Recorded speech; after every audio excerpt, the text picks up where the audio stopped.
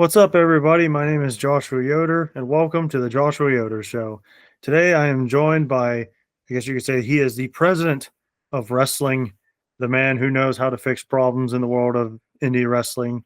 His name is Mr. Phil Stampard. Phil, what's up, bud? Hey, how are you doing, sir? I'm doing well. Thank you so much for coming on the show today. Absolutely. Thank you for having me. Yeah. So, how's been life been treating you?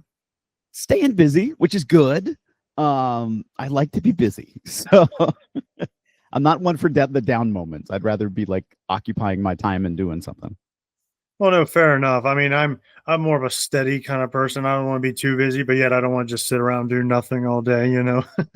Totally get it. Yeah, so like I said before, you are the president of professional wrestling. So how did that journey come about for you? Well, I guess my first question should be what got you into pro wrestling? I mean, I was a fan as a kid. That's probably the first thing that got me interested and excited about it. And I was one of those kids that wrote to the WWE and WCW at the time. Like, hey, can kids wrestle too? And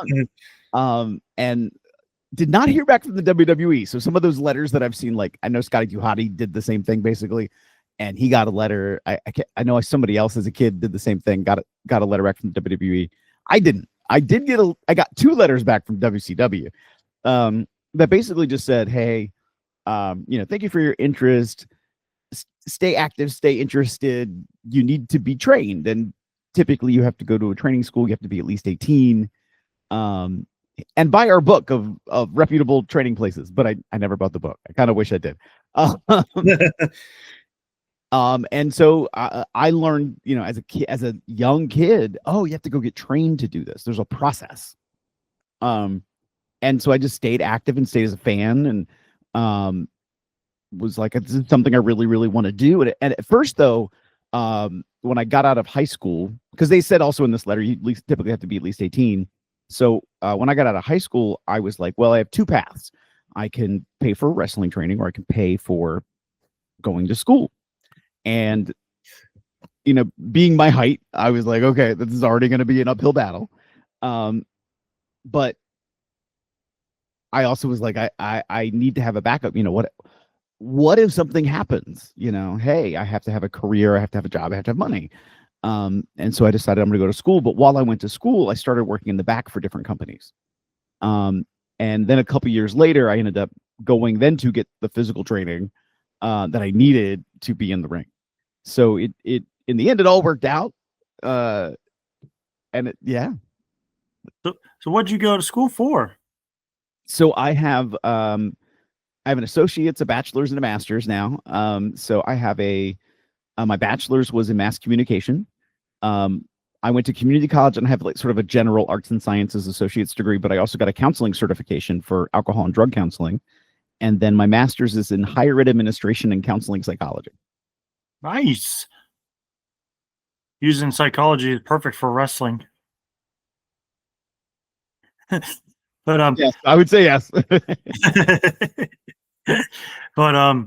so I guess my next question is, when you initially went into your training, did you think about just being like a wrestler or a manager or like a ref? Like, what was your mindset? Oh, wrestler. Like totally. That was like the only path that I wanted, that I was looking for. That was for me. And it's interesting to talk to different people who are in wrestling and like the paths they take and their interests. And some like just have no interest in being a wrestler, but they want to be more physically involved, so they become a ref.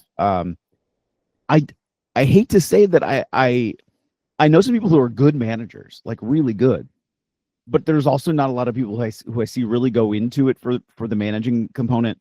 And unfortunately, I see a lot of people who are like, oh, well, this person's my friend, or this is my girlfriend, they're going to be my manager today. And it's like, have they ever been trained? Do they know what they're doing? And that's really risky. If they don't know what they're doing and they're going to be at ringside in a physical competition as your manager, like they need to be prepared for what could happen and how to also protect themselves. And so if they don't have that training, they miss out on that. And so it's dangerous when they don't have that understanding or experience. No, I agree with that. I mean, a lot of people like when they get into this. I mean, sure, it can be fun. You can have a good time, but like you said, if you don't know how to position yourself to avoid getting hurt or where not to be so you don't get hurt, it could be prove disastrous. Yeah. But so when you said you got your training started, who was your influence in your style? Um, that's a good question. So as a young kid, um, I watched everybody, and I think at that time, I had been uh, largely influenced by what I was seeing on like WCW and the cruiserweights because I'm like, these guys are my size. Um, so that for a physical styling, I looked at like a Dean Malenko. Well, That that's a was good one. right. And I'm trying to think of just like who all because I was fans of some of the bigger guys. I was fans of like Hogan and Brutus the Barber Beefcake at the time, and um, as then I got a little older and got into the more technical sides of wrestling. Um, but I remember like even when I first started wrestling, I didn't even look at like the sort of, it's going to sound weird, the grappling technical side of wrestling. I was like, oh, I see the spectacle. I see all the things. I want to do all the things. I want to learn how to do high flying, and it was like, wait a minute, you need to be focused here. And like, I remember my first match I had was with a friend, but the second match I had was with an older, much taller, much bigger guy than me. And I was like, what the hell am I going to do with this guy? Excuse my language. I was like, I really don't know outside of the basics what I'm going to do. And then I was like, but you have legitimate grappling background. You know amateur wrestling, judo. Okay, let me jump in there and use that. And so there was some things I used in the match that incorporated more of that sort of technical style. And so I kind of created it myself at first, before I had that moment of like, oh, let me apply the things I was watching and how I liked it and make it all come together. No, I hear what you're saying. When I was kind of out, I wanted to be guys like Arn Anderson, Bret Hart, Kurt Angle, Sting. The technical. I'm a big fan of the technical wrestling, which I think is, you know, the most underrated ability in pro wrestling. That's just my humble opinion, of course. But I think guys like to add to your point, I think that's one of the reasons why I fell in love with Ring of Honor when it first showed up, because like look at all the technical stuff they were doing, but also they threw in like striking, like mixed martial arts almost. Yeah. Well, I remember actually, as I say it now, looking back, because so I had ESPN Global, and they would show old episodes of like World Class Championship Wrestling and USWA and Global Wrestling Federation, and that's where I first saw Sean Waltman, so 1-2-3 Kid or X-Pac, Oh, and he had this feud with Jerry Lynn, and I remember watching that and getting really into like the technical stuff that they were doing. So I think I did kind of borrow from them, and then right after I first started, I found out about a wrestler named Reckless Youth, who was all over the independent wrestling scene, and for a minute had a contract with the WWE and was in their developmental program. And I was like, oh my gosh, he's great. And so like I started to model myself a little bit after some more of that the longer I got in. yeah, and I gotta say though too, like I think it's really cool, and also I will say this: Jerry Lynn is completely underrated. Seriously, if you've never seen a Jerry Lynn match, go watch it. He was really good. Like I honestly, if I would have to pick a match, I would say his rivalry with RVD. Oh my goodness, those were incredible. Mm-hmm. See, I missed out as I didn't have ECW when I was growing up. Like there wasn't a, because at first they were on like syndicated broadcast channels, and there was just nobody in my area who had them at first. And then we like our cable company like changed channels, and for 1 week we had them, and then we lost them. Like they went off that channel. And then not too long after, I think they got on like Spike. So, I was able to see a little bit more. I had friends that would get the pay-per-views even before I was able to watch their TV show. So I was seeing what they were doing, but I wasn't like as in tune with the product in many ways. Well, I mean, I honestly didn't have much of their syndicated stuff. I mean, I heard about them because I'm from Pennsylvania, but I was the first time I ever really got to see it was when they went on TNN. Yeah. And that makes sense. I mean, that was a bigger mainstream audience for them. I will say the Blue World Order is one of the best stables ever. And Blue Meanie is honestly legit one of the best humans ever. He's such a cool dude. Oh, I wish I get to meet him. I actually got to work with when I was refereeing. I got to work with Stevie Richards twice, and I have nothing but love and respect for him as a human being and what he did for me. But I would love to meet the Blue Meanie. Yeah, Meanie's great. Awesome. They're all great. I should say like they're all great. I've never had a bad interaction with any of them. But Meanie I've had more interactions with, and I think the world of him. No, I hear a lot of good things about him, and when I get the chance to, I don't always see him regularly, but he has a great podcast. You know, The Mind of the Meanie. It's really good, and he's funny. He seems like he's just a very chill, down to earth guy, and I love it. No, I got you. But let's get to, so who did you start out wrestling as? My first gimmick was PS Phenom. I would say like now, looking back at it now, I'm like, it never really hit. Like people would never understand like what I was trying to do. Cause it was like, oh, I want to be this like rave kid, like he was a partier. And like, well, one, I'm not. And so like it really just didn't translate. Came out trying to dance and stuff, and just people just didn't get it. So I was like, all right, this isn't working. And what didn't help was like literally in my first match, I go out and there was a group of people there who I didn't know were going to be there, who didn't know I was going to be there. And so I came out and they were like, oh my God, Phil. And like I start getting Phil chants. And I'm like, well, that wasn't my name. So after a while, I sort of adjusted to then being Phenom Phil Stamper, which became a little bit more like me. But everybody, and again, I started at a time when there was a lot more bigger guys in wrestling than what you see currently in independent wrestling. And so I was always like the shortest guy. So I'm always going to be the baby face. And it really wasn't, I mean, not here and there, I'd be picked up as a heel, but for the most part, it was everybody wanted me to be the good guy, which, okay, that's fine. But I didn't really get a good run for a minute as a bad guy until much later in. And for some reason, that better solidified who I was as Phenom Phil Stamper, that I was on this better than you cocky heel. And that seemed like I'm smarter than you. I'm smarter than everybody here. Kind of a sentiment. Yeah, no, and to be honest with you, I'm surprised people don't. I'm not saying you got to be completely like yourself, but take some of the things that you like. That way, you're comfortable when you go out there. Like I've seen it happen too many times now in pro wrestling, where it's like people are trying to be something that they're not even really into. Like I love Bret Hart, and he probably has the best quote of when it comes to that. When he first got to WWE, he was like, well, you know, Vince wanted me to be a cowboy. And I'm like, well, Vince, if you're a cowboy, you better be a cowboy. Yeah. So I get that.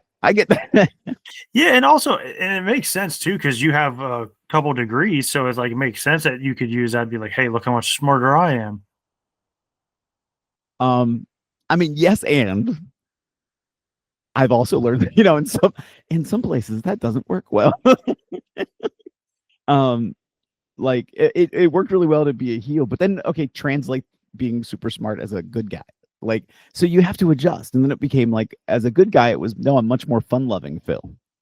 Like, then that sort of side of me comes out to make it really easily understandable and digestible to a crowd. Okay, how do they understand how am I a good guy? How am I a bad guy? I'm a good guy because I like to have fun. I want them to be involved and let's get excited together. And then as a bad guy, it's like, shut up. Like, I want to hear from you. Like, no, but I think that's where the creativity can come in, where it's like, if you can think of something to make them mad or do something to make them mad, it's equally joyous. mm-hmm. But let's get to as your career, who trained you? So my initial trainer was a guy named Otto Stark. I will say, I feel bad that I'm going to say this. He was not great, and I didn't know that at the time. I didn't realize that. And so I remember my first match I had away from there. Fortunately, it was with a friend that I had known for a while up in New England, and he was wrestling other places up there. And so we had a match up there. And in that match, I knew it was like, oh man, I need so much more work. I need to be so much better. and that was like my first like realization of like, okay, my understanding of the structure of matches is all weird. I need to understand some better things about the technique of wrestling. As much as I am into technique now and love technical wrestling, like my brain wasn't I wasn't getting it in quite the right way. And so for me it was okay, now I have to learn more. So I did so many seminars, like anything I could find. Al Snow and Tom Pritchard and Chris Hero and the SAT and Johnny Kashmir and I'm trying to think of who else way back when. Just anybody I could learn from and try to soak up from. Everything about structure, everything about better technique, everything about getting better, and like what does that mean to be better. And really just having to incorporate it all together, because even for some basic things in wrestling, people do it differently. And so, well, what is that about? And it's like, so there's structure, but there's also a little bit of flexibility. But where are the points of flexibility?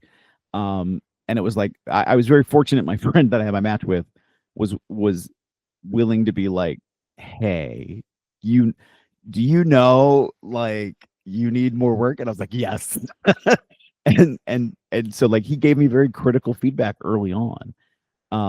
That now when people ask me for feedback, I try to give them when I say critical, it's not meant to be to break someone down. It's meant to be like, hey, there were things that were not great, there were things that were great. Let's talk about that. And like I hate the line sometimes when I hear people say like to a younger wrestler, like, yeah, you just went too fast. What do you mean I went too fast? My body position was I moving physically in the ring too fast? Was I transitioning from hold to hold too fast? What was happening that was, quote, too fast? And like, you need to spell it out. So like, oh, like now somebody will send me a match and it'll be like, hey, at the timestamp on the video, 1 minute and 34 seconds, I saw this. It did go a little fast. This is why that's important to pay attention to it. You didn't have great foot placement. You lost your balance. Like it didn't register really what you did to them because it happened so fast that the crowd didn't understand what you did to knock them on their butt. Like, so being good, giving good descriptors of like what's happening was what I received that really helped me. So now I see how it can really help other people by giving like critical feedback. Yeah, no, I agree with that. Like one of the things I like to do too is like I like to listen to wrestlers talk in interviews. I like to like hear their opinions on things, and also like I like to read books that people were saying and like all these cool things. I was like, oh wow, that's pretty cool. I never thought of it that way. Like, and also too, another thing that I don't think people mention enough too is that sometimes when you're wrestling in the indie circuit, the ring size may be different than what you're used to. Yeah. So like you could go to one company, it's like a 14 by 14. But then like the other places you go, you're like, oh, this is a 20 by 20 ring. So you're going to have to learn how to adjust, like you said, footwork, technique, just the way not only like make the match look good, but also protect each other. Right. Exactly.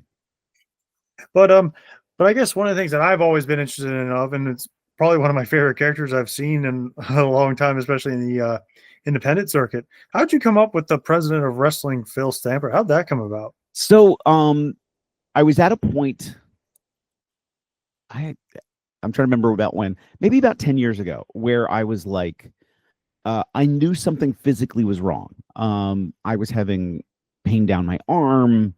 It would start typically like it felt like a big pinch in my trap, and then slowly it would grow and get bigger and bigger and go all the way down my arm. And so I was wrestling differently to handle the pain of it. And so I was sort of like, I was changing up who I was and how I was presenting. And it was like, well, what can I do that's, a little different? It hasn't been done before. And there was sort of this joke that, and I can't remember who made it now, that that I was sort of secretly running things for a particular company, like behind the scenes. And I didn't really, it was funny. I didn't take it that way, but I kind of ran with that idea.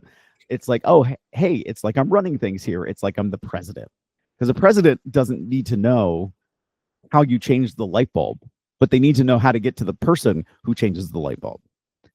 And so that's sort of where I started to grow that idea. And then once, so I did end up having to get neck surgery. And so that sort of knocked me out of commission for a little bit. But I was like, well, I still want to be involved, still want to do stuff. I had the president of wrestling. Well, now I was able to become the authority figure at companies, and have a physical presence as, the person in charge and running things. And I took a lot of that in my brain. I pictured a lot of like Triple H when he first became an authority figure, because he's not because when I say president of wrestling, I think the person who's leading the company. I don't think of like the elected official in the big place in DC. That's not where I'm going. And a lot of people like to make that pastiche of like, oh, you're like the person in the White House. It's like, no, like I'm not playing Hail to the Chief. I'm and so people went that direction. I'm like, no, like the leader, like the guy you come to for a place.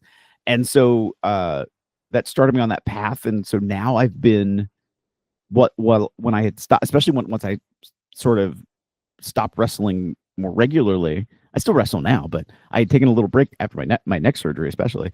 I think I've now done it has to be at least a dozen promotions I've been the authority figure for. No, that's awesome. But I want to go back a little bit real quick. Sure. Talking about your neck surgery, like what exactly happened to your neck?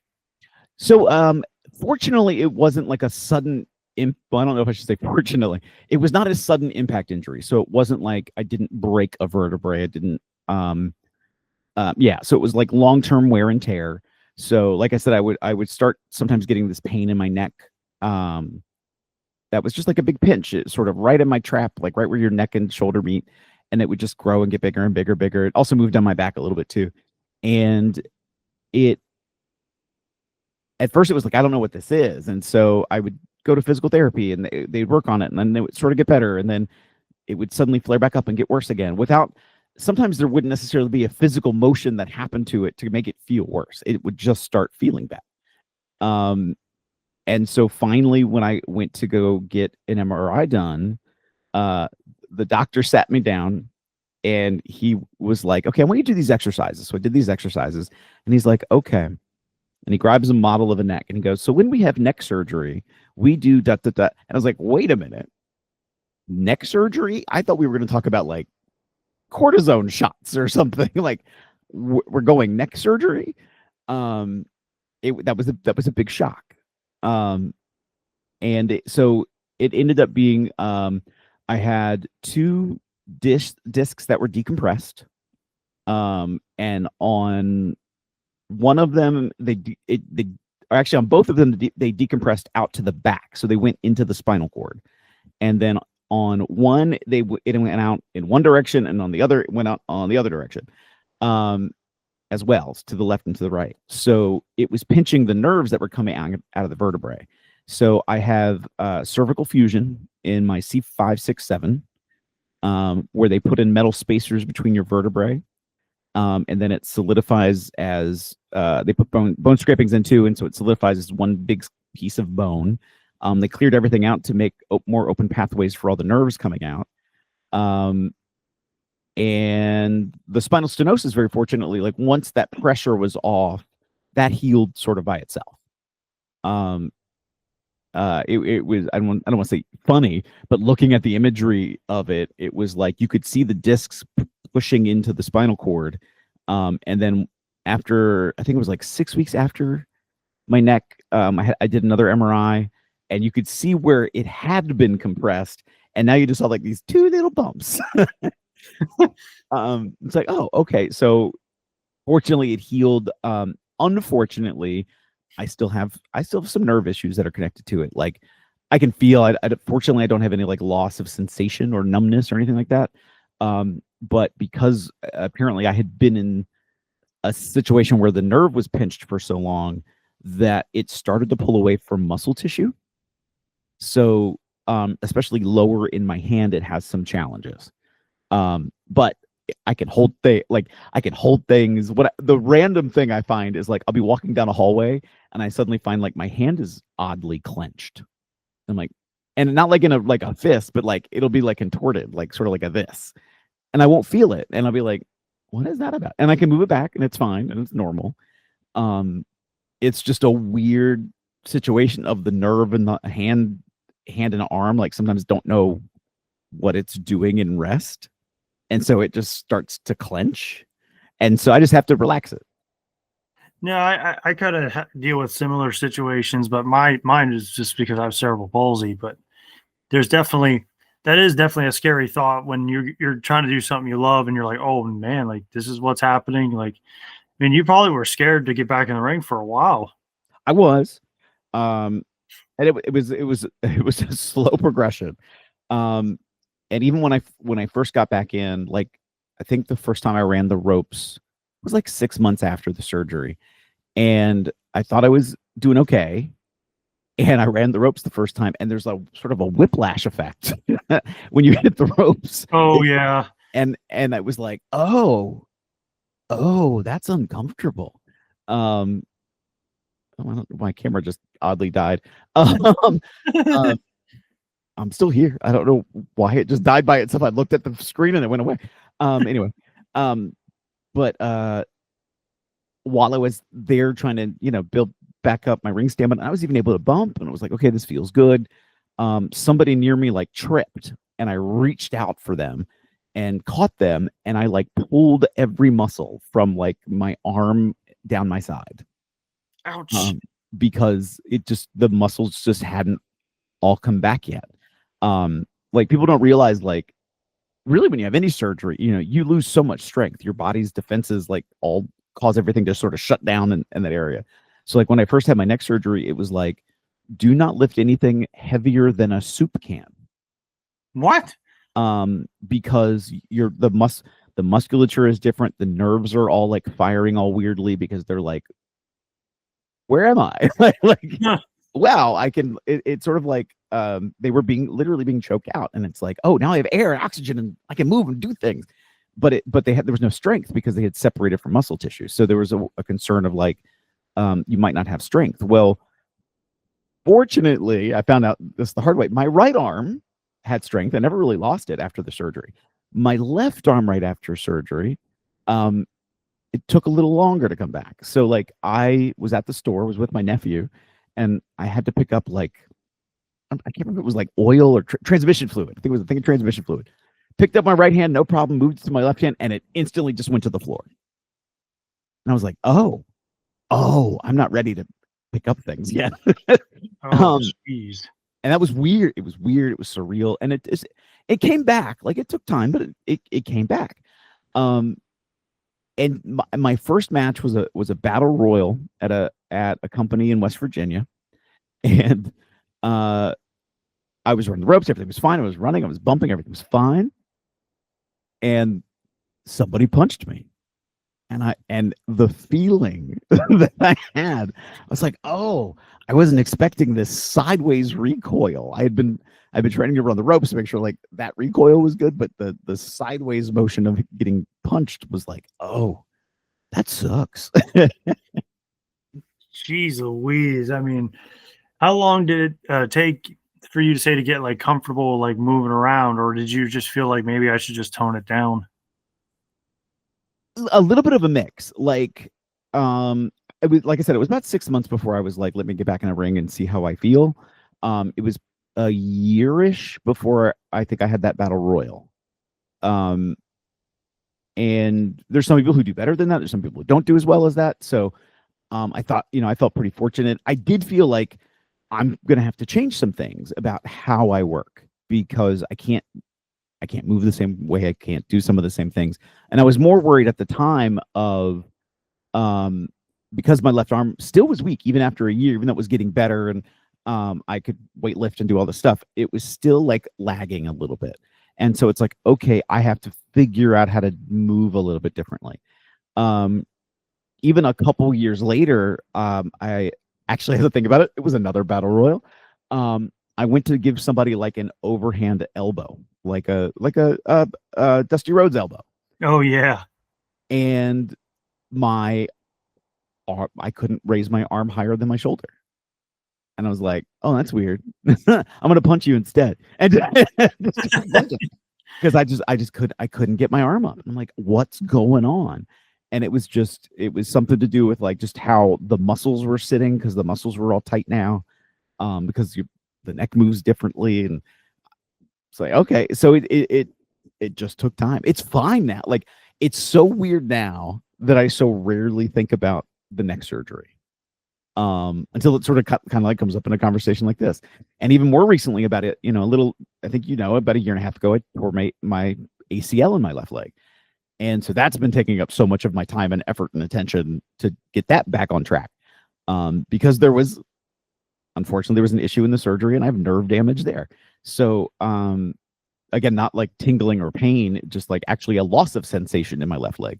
So that's been taking a lot of my time. And back so it was June 2024 when I had the surgery. In April of 2025, I pulled my calf to the point I thought I had retorn my ACL. It hurt that bad. I was having difficulty like getting around. I'm like, what is happening? And I had worked a series of matches. So I'm like, okay, I feel good. I'm coming back. Everything's great. And then I was like, what did I do to my leg? And so they sent me back to physical therapy, eventually got an MRI, and they're like, oh, you're doing really good for 2 months post-surgery. And I'm like, I'm 14 months post-surgery now. They thought I had written the wrong year on the sheet. And they were like, oh, you have this injury and that injury and this injury that makes it look like you're still in the recovery phase from your surgery. And I was like, well, I think I re-injured something. They're like, well, it's not your ACL. It looks like it was your calf. So now we're going to work on knee and calf stability and strength and all that stuff. So started doing that. Started on a new, I know we're kind of jumping ahead, but started on a new gym and nutrition routine. So since July, I've lost like 45 pounds and 6 inches off my waist. Oh, congratulations. Thank you.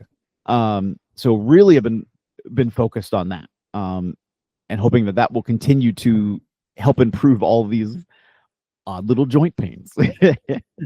Well, I wanted to ask you a couple more wrestling questions before we move on to another thing we both have in common.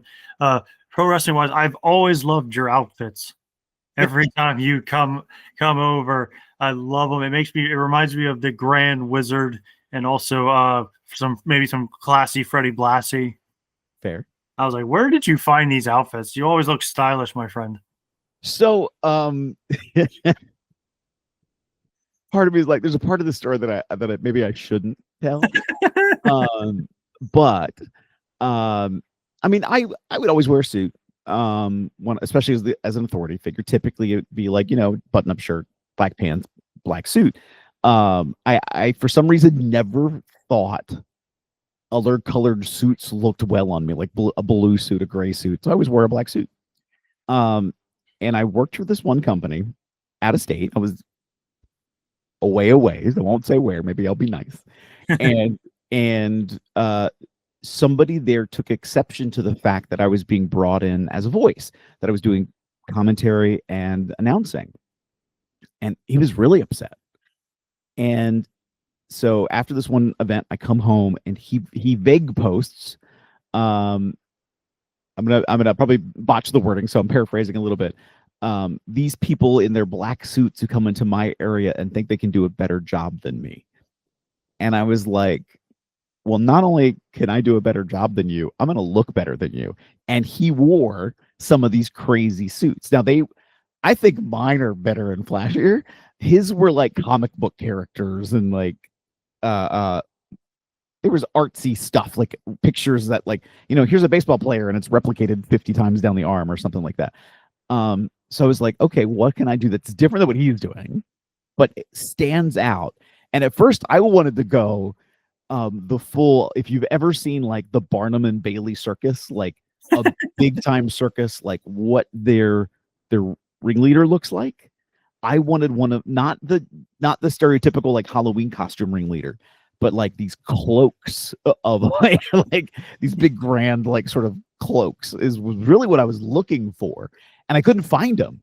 And I mean, I even got to the point I was reaching out to like I think Barnum is now closed, but was reaching out to like who was the holders of the names. Like, do you have any of these properties? Like, who did you get these suits from? Like, I'm interested in getting one. Every now and again, something pops up on eBay, but it's like now I've gone down a whole different path. So, fortunately, Amazon has a wonderful selection from multiple companies. And so, really, I think all of them now, I think all of the jackets have come from Amazon. What's a little bit different about Phil at other companies, because so at MCW, at HWF, when you see me, I wear those suits typically. At a company like Revolver that has a sort of a different audience, they're not going to respond well to Phil in suits like that. And so typically I wear a coat and a t-shirt and jeans. And that for some reason that seems to get a better response to people. I'm like, I feel like like I'm so not dressed for this occasion. This past weekend, Wrestling Revolver had an event in New Jersey, and very last minute was like, "Hey Phil, I need you to be a ring announcer," and I'm like, "Okay, I don't have a suit with me." And they were like, "No, because it's Revolver. So you're going out there in blue jeans, t-shirt, and a button-up shirt just open." I'm like, "Okay, cool." So that's what I did. And it worked. It works for our vibe that way. I'm just picturing you with like in an outfit from the circus with a top hat. Fair. Please wear one next time I see you. That'd be Well, awesome. I still can't find those jackets. Like, I still can't. Like I said, every now and again on eBay something pops up, but some of them were made for that performer. So like, unless that performer sells them, or that clothier still has them somehow, like they're not for sale typically. Oh man, that'd just be sweet. I think I asked somebody, I priced out to get one, and it was a little higher than my price range of interest. Yeah, fair enough. But the one thing wrestling I kind of want to talk about, because I didn't even realize until someone brought it up, but can you believe it's been 20 years since we lost Eddie Guerrero? Yeah, I know. That's insane to think about the amount of time. Well, no, he's the kind of wrestler, like guys like him, AJ Styles. Like, I wish I could have been like wrestlers like them, or have more wrestlers like them, where it's like they could go for the heavyweight title, they can go for like the lower length tag team, they can go anywhere in the card and they can make great matches out of it. You know what I mean? Mhm. I mean, when was the first time you saw Eddie? I feel like it had to be WCW. It had, For me, it was WCW too.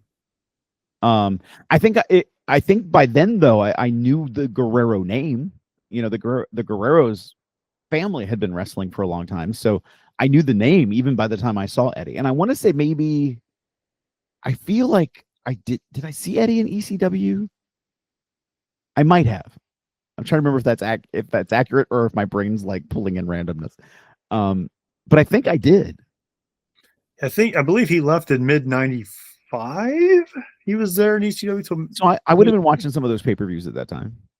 Yeah, I mean the guy, and honestly, thanks to the power of the internet, I got to watch some of the stuff from New Japan, and I'm big into Japanese wrestling. Mm-hmm, And mm-hmm. I watched some of Eddie Guerrero's matches. And correct me if I'm wrong, but I think he was Black Tiger Mask. Oh, I think I have to actually hold, but yeah, no, but some of his matches, even WCW, and then when he came to WWE, I'm like, man, this guy is incredible. yeah. Like what he's done, and I'm just like, He was Black Tiger. Black Tiger, Black Tiger 2. Black Tiger too, sweet. But yeah, like just his matches were incredible, and like, well, I guess in video games terms, he would be a specialist in the latest WWE games. He could make a match with anybody, and it's like you said, it's such a shame that he's been gone for already 20 years. Yeah. Do you have any favorite Eddie Guerrero stuff? Oh my gosh. I just like so much of what he did. That's I true. mean, what a lot of people think about when they think about professional wrestling is that it's either this over the top character, or somebody with no character and a lot of wrestling ability. And Eddie was one of the, I think one of the, I don't want to say one of the first, but like one of the people that really stood out to me in the 90s 2000s as like, oh, he has both. He has a personality and he can wrestle. And that was really cool to see. And there were times in WWE like, okay, it's comedy, but at the same time, like, oh, I'm totally into Eddie as the like despicable lie, cheating, stealing heel. Um, or even as a face is lying, cheating, stealing. Like it worked, and he played with it, and it made it more fun, and you got into it. And he was a top notch wrestler. And you're right, like his ability to put matches together with pretty much just about anybody. Oh, I really enjoy his matches with guys like Kurt Angle, and oh my gosh, just him and Chavo, underrated tag team in my opinion. Him and Chavo are pretty good together. Chavo as a wrestler, I think, is very underrated. Like even to today, I think is very underrated. No, that's actually a fair point. That's a very fair point. I think Chavo was very underrated as a performer. But like going back to Eddie, just some of his stuff that he could do. And here's another thing too. Like some people would say, like, well, he does a lot of the high flying stuff, and he did a lot of the like flips sometimes, and which is true, he did. But here's another thing too that I think people tend to forget. Everything he did was believable. Yeah. And I think people sometimes forget that. Anything Eddie did was like believable. I agree. Totally agree. And honestly, I remember it's still hard for me to fathom. I remember I forget, I think it might have been a Monday Night Raw or something, but they did a tribute to Eddie, and I was like, wait, what? It's like, it still kind of like blew my mind. And then I remember, I think it might have been Chavo. I think it might have been like the Dark Side of the Ring or something like that. But Chavo was saying like how he like they found him, and I was like, man, he was so young. Like, yeah. Oh, just yeah. It's so weird to think about it. Yeah. And yeah. Yeah, but rest in peace, Eddie. We love you and we missed you. And thank you for all the great memories. Absolutely. And with that being said, talk about making memories and some fun stuff. One of the things that I got to know you over the years now, Phil, is that you like to act. I do. Yeah, like you started showing me some videos of you guys like doing some fun recordings of like trying to do like movie scenes or something like that. And you also told me you had times as extras in movies. How'd that all come about for you? I mean, as when I got into high school, I had done like little plays here and there, like a middle school play and a church play, that kind of stuff. And when I got into high school, I was actually in the band at first, and we got invited to be a part of the orchestra for a production. And then randomly they decided not to go with the band because not enough I was in high school at the time, and like the band director and the theater director, I don't want to say they didn't like each other, but I think the drama teacher wanted the band director to like bring the whole band, and instead like 5 of us showed up. And that's not enough. So they went ahead with the production without the band, and I was like, well, I'm interested, I want to be involved. Like, do you need any just like crew? I'll help out. And I was like, oh, I'm now really interested. I want to be more involved in doing theater stuff. So started doing theater work, both in high school and then a local community theater. And at that same time, I was finding out about movie work, like film work. And fortunately, I live near DC, and there's a lot of film work that happens in DC. So my first movie was I was an Enemy of the State. I was an extra. So that's a Will Smith, Gene Hackman movie. Then I was in the crowd in a movie called The Replacements. Oh, the Keanu Reeves movie. Yep. I love that movie. You were in that? I'm like a random in the crowd. Like when you're an extra, you're like background. You're not supposed to be seen. You are an extra body. Like you're just there. And so there's been a lot of stuff I've now been an extra in. But I've been fortunate to have a few parts here and there in different things. And there's a part of an overlap of like Well, I like to perform. I like to be in front of a camera. I like to tell a story. Well, okay, a movie certainly does that. A television show certainly does that, or should.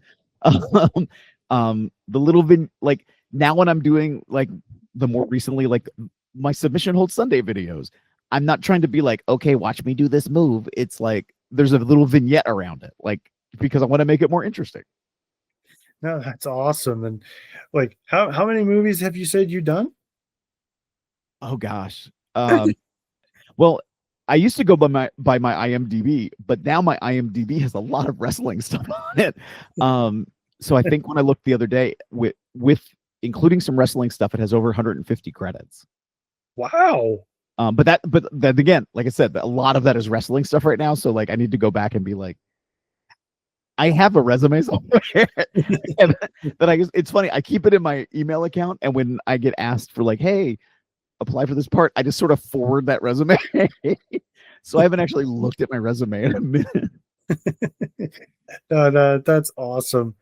But so like, what do you have a specific genre you like to be a part of, or does it really matter to you? No, really doesn't matter.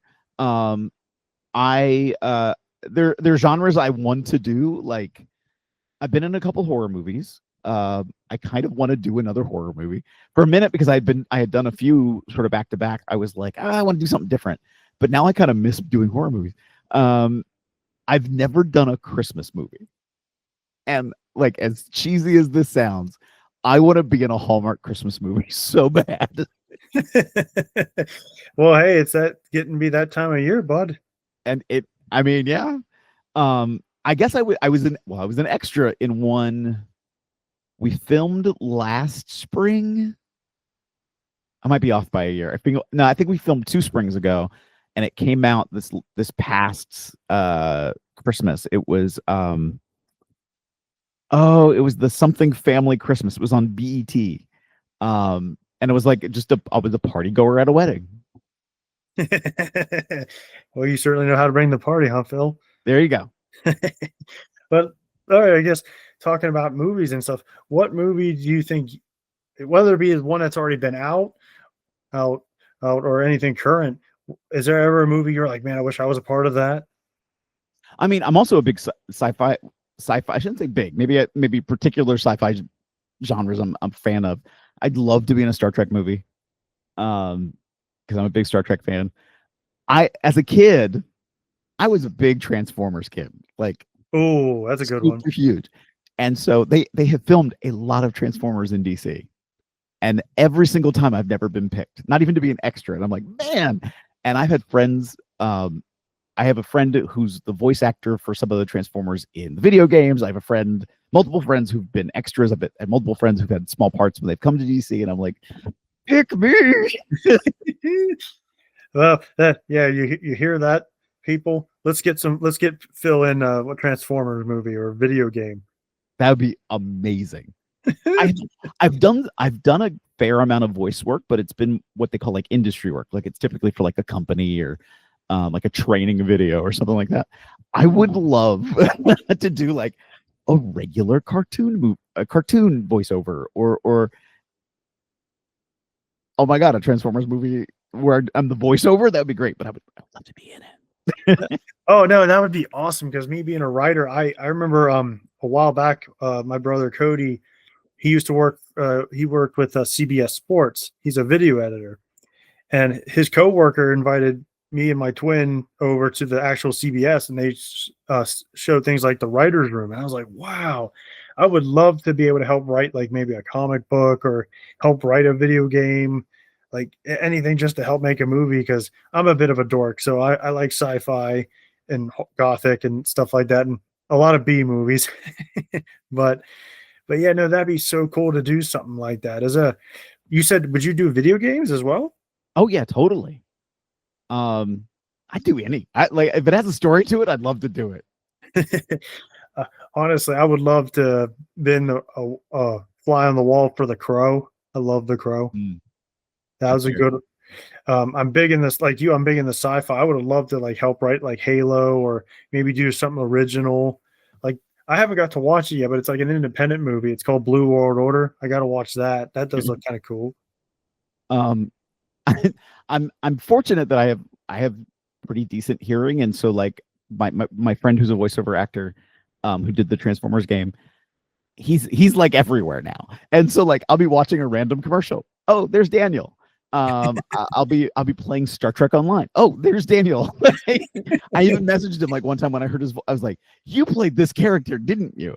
He's like, "How did you know?" Because it went like he tried to hide it, and it was like under a voice modulator. I'm like, "It's totally you." Like I know your voice. And so something like that especially would be a lot of fun. Oh, it must be really cool since you mentioned video games and horror. Do you remember the Until Dawn game? Oh yeah, yeah. That'd be it also they also did like the Dark Pictures, like the other games that came out. Wouldn't that be cool to like have yourself be in a video game playing the character like they do? Oh, absolutely. Well, you know who Shane Malice is, right? Yeah, yeah, I remember Shane.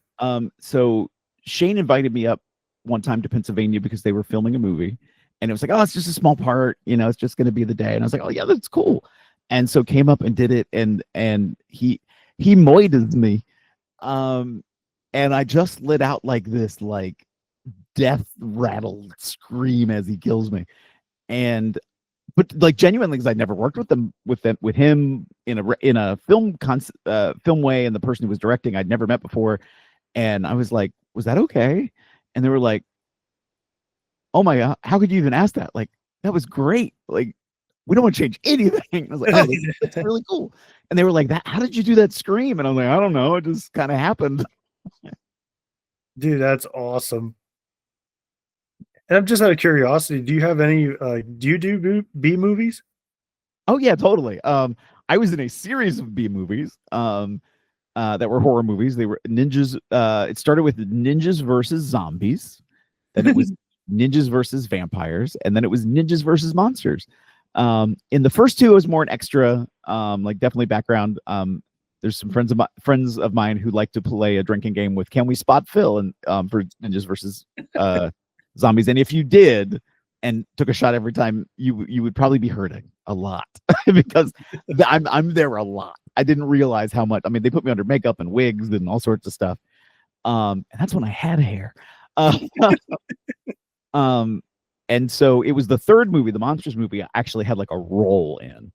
And that was my first one for that series. But yeah, there's been a whole bunch of B movies. Zcom. There's a Zcon and a Zcom. So I'm in Zcom.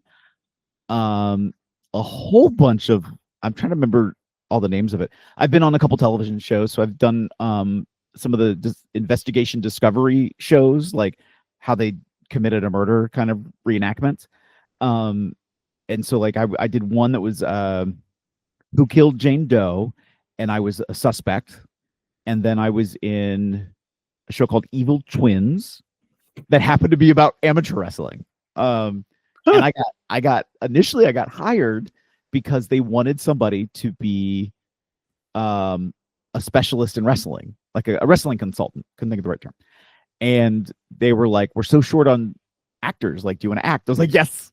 Which I actually thought I was going there to do, and then didn't realize all the way I got in. I was like, "Okay, that's fine."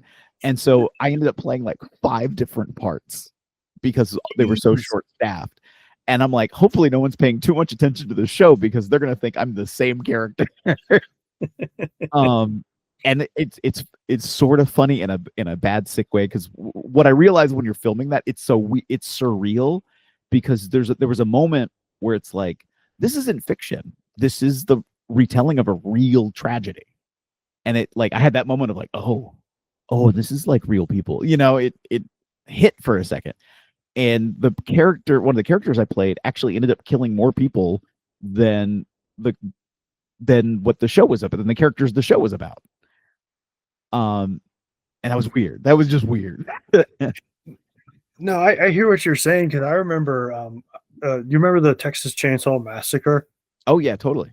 I was watching a movie. I'm like, wow, this was pretty good movie. Like a lot of scares and all that stuff. And then they were like, this happened in real life. I'm like, wait, what? There's somebody actually liked it. Wait, okay. Parts of it, I think. I don't think it was scene Well, by scene repeated. Well, yeah, no, of course, but I mean, like, it was inspired by it, and I was like, "Wait, this stuff like this actually happened?" Like, "Oh." Yeah. Oh, but, would you I'm trying to picture also you being in, like, a soap opera. I have really thought about that, and I was like, I probably actually would do pretty good in a soap opera. What do what kinda role do you think you would fit in with a soap opera? I mean, honestly, when you look at a soap opera, part of me is like, well, I've done all these different kinds of roles in wrestling. Like, I can totally see myself. I would be somebody's, somebody's stepbrother, like probably their older stepbrother.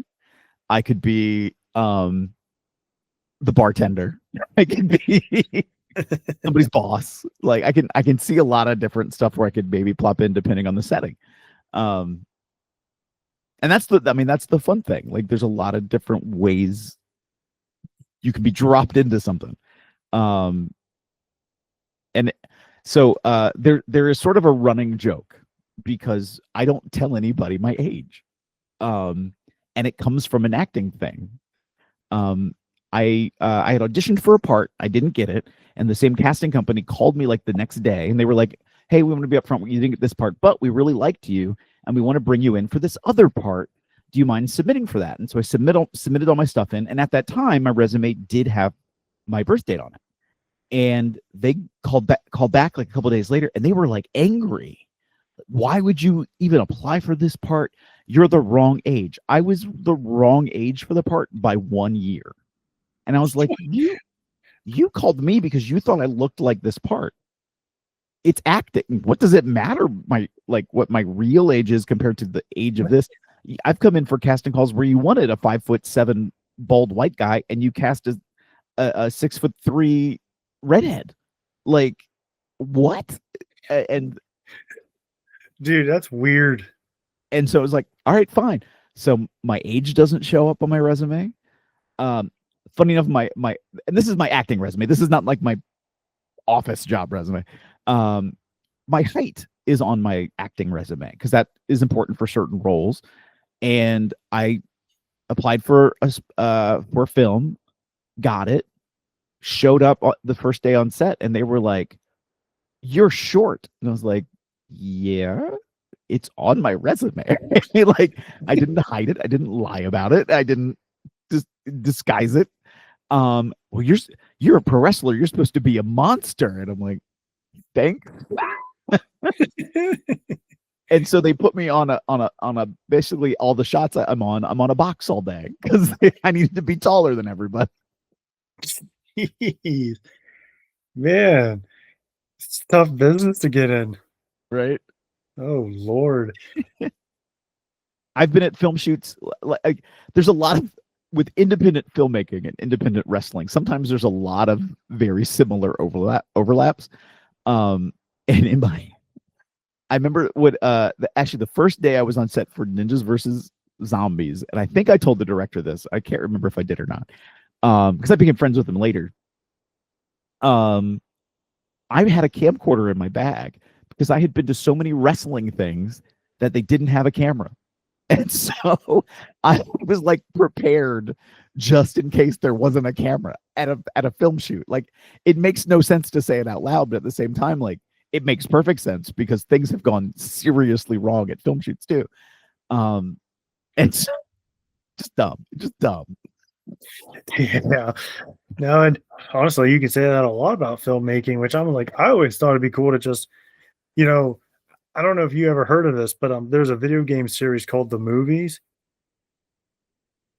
It's The movies?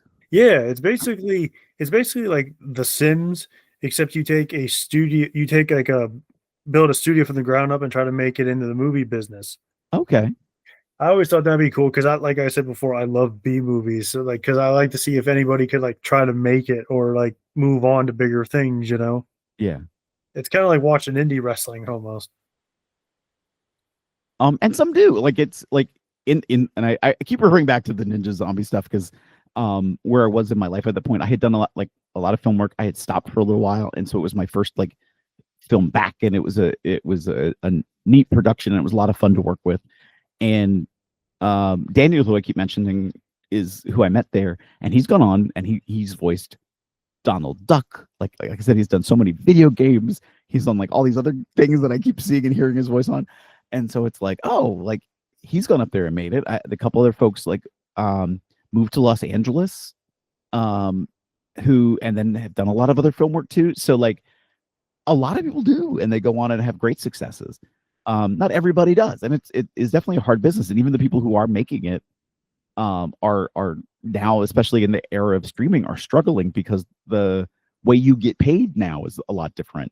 TV shows aren't 22 to 25 episodes a season; they're 10 or 8, and so they're not paid as well. And so it means they have to hustle a lot more for a lot more work and a lot more jobs and a lot more competition, and it's hard for a lot less money. And so people are really trying to hustle for whatever they can get. Yeah, and unfortunately, a lot of times, especially like not all of them, but there's a lot of Hollywood types that screw people out of money. That is true too. Everybody wants a piece when they assume you have it. Yeah, unfortunately. But so like, is there, I guess before we head out for tonight, Phil, was there any future projects you have going on? That's a good question. I mean, wrestling related, yes. Lots of stuff is coming up in my wrestling life. Wrestling Revolver has 2 events in December. MCW has 2 events in December. I'm trying to think of where else I'm booked in December, so if I haven't said your name, I'm so sorry. HWF is coming back in January, so we'll be back up there. Film work wise, I have put in for a couple of things. Actually, I just saw one this morning I need to apply for because I forgot. I took a screenshot of it and I was like, okay, I'm going to come back to it later, and totally forgot until just now. So I'm going to be sending in for that. Now it's for a horror short that's being filmed in Baltimore, so need to put in for that. So we'll see what happens. No, absolutely, and thank you again for coming on today, bud. Absolutely, thank you for having me. Yeah, man. Hope to see you again soon. And to all of you watching, thank you so much for watching, and I love you all, and God bless. Be safe, everybody.